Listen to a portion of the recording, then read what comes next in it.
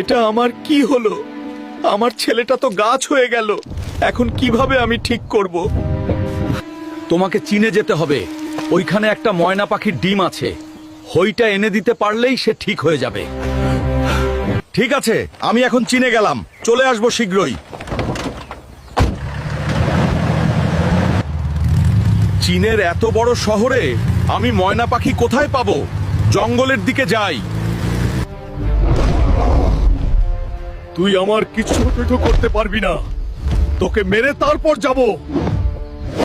এই ময়না পাখি, তোমার ডিমটা আমাকে দিয়ে দাও দয়া করে, না হলে আমার ছেলেটা বাঁচবে না। ঠিক আছে, দিব।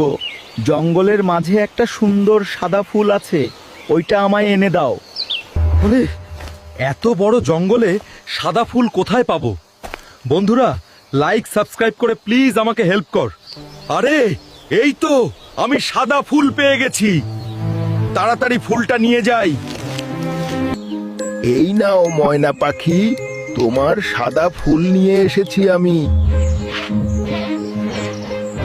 যারা আমার ভিডিওতে লাইক করো, সাবস্ক্রাইব এবং ফলো করো, তারা সত্যিই অনেক কিউট।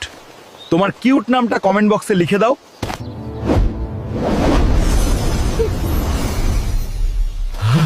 এই তো, আমার ছেলে চলে আসছে।